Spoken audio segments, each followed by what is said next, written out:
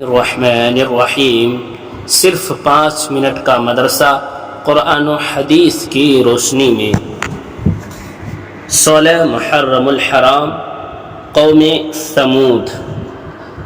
سمود کا ذکر قرآن مجید میں 23 مرتبہ آیا ہے۔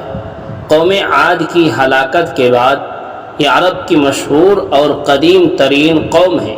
اس کا نسب حضرت نوح علیہ السلام کے بیٹے سام سے ملتا ہے۔ حجاز و شام کے درمیان وادی قرا کے میدان میں ان کی آبادیاں تھیں، جن کے کھنڈرات و نشانات آج بھی موجود ہیں۔ ان کا دارالحکومت مدینہ طیبہ سے شمال کی طرف مقام حجر میں تھا، جسے اب مدائن صالح کہتے ہیں۔ اس قوم کا زمانہ حضرت ابراہیم علیہ السلام سے پہلے کا ہے۔ یہ اپنے وقت کی مہذب ترین یافتہ، طاقتور اور بڑی مالدار قوم تھی۔ پہاڑوں کو تراش کر بڑی بڑی عمارتیں بنانا اور سنگ تراشوں کو بھاری مزدوری دے کر بڑے بڑے بت بنوانا ان کی زندگی کا محبوب مشغلہ تھا۔ ان کے دلوں میں بتوں کی اتنی عقیدت و محبت پیدا ہو گئی تھی کہ اللہ تعالیٰ کو چھوڑ کر انہی کی پوجا کو اپنی نجات کا ذریعہ سمجھنے لگے تھے۔ جب اس قوم کی شرک و بت پرستی حد سے بڑھ گئی تو اللہ تعالیٰ نے ان کی ہدایت و اصلاح کے لیے حضرت صالح علیہ السلام کو رسول بنا کر بھیجا گیا۔ نمبر 2، حضور صلی اللہ علیہ وسلم کا معجزہ۔ سب سے بڑا معجزہ قرآن ہے۔ قرآن کریم میں سب سے بڑا معجزہ ہے جو آپ صلی اللہ علیہ وسلم کو دیا گیا ہے۔ خود رسول اللہ صلی اللہ علیہ وسلم فرماتے ہیں، جتنے پیغمبر گزرے ہیں ان میں سے ہر ایک کو ایسے معجزے دیے گئے ہیں جن کو دیکھ کر لوگ ایمان لائے۔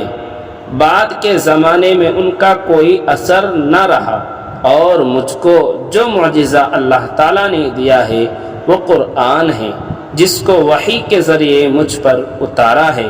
اس کا اثر قیامت تک باقی رہے گا، تو مجھے امید ہے کہ قیامت کے دن میرے ماننے والوں کی تعداد دوسرے پیغمبروں کے ماننے والوں سے زیادہ ہوگی۔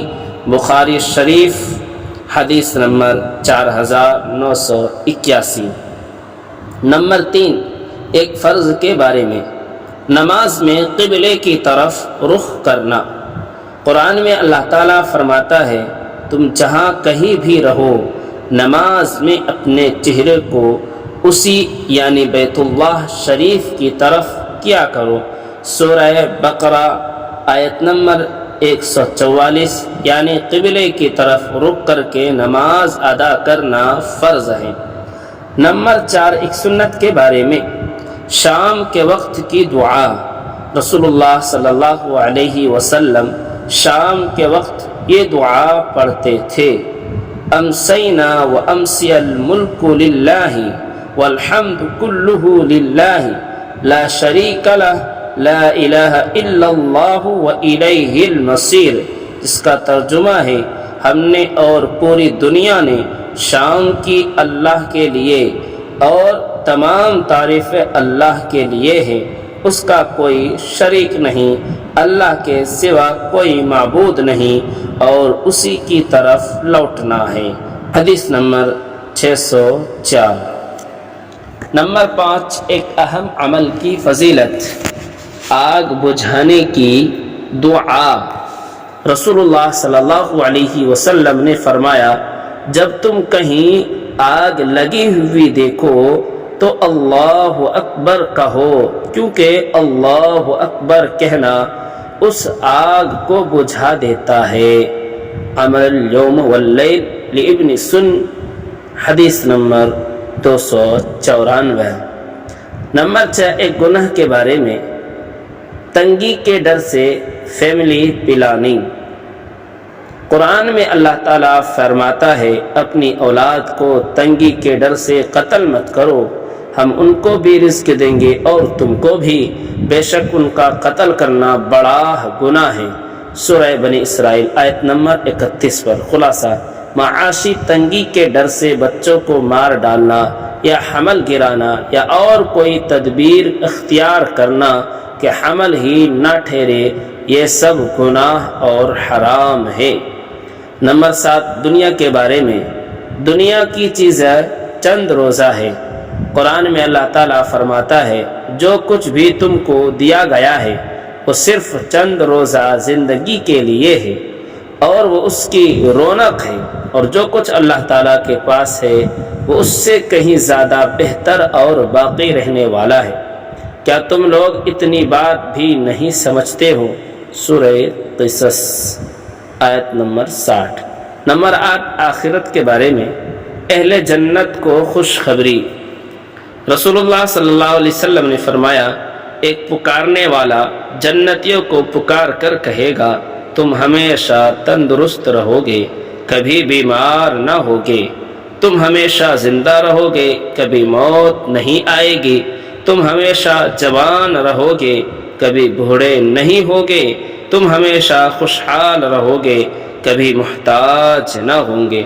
مسلم شریف حدیث نمبر 7157۔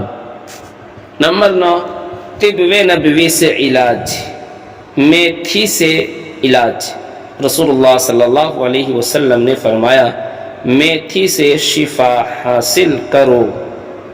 فائدہ، میتھی کا جو شاندار نزلہ زکام کو دور کرتا ہے، پرانی کھانسی، پیٹ کے پھوڑوں اور پھیپھڑوں کی بیماریوں میں بہت نفع بخش ہے، سینے میں جمے ہوئے بلغم کے لیے بے حد مفید ہے اور قبض کو دور کرتا ہے۔ نمبر 10، نبی کریم صلی اللہ علیہ وسلم کی نصیحت۔ رسول اللہ صلی اللہ علیہ وسلم نے فرمایا مشرکین کی مخالفت کرو، داڑھی بڑھاؤ اور مونچھوں کو خوب کترواؤ۔ بخاری شریف حدیث نمبر 5892۔ دوستو، اس طریقے کی ویڈیوز کے لیے ہمارے چینل کو آپ ضرور سبسکرائب کریں، لائک اور شیئر کریں۔ خدا حافظ۔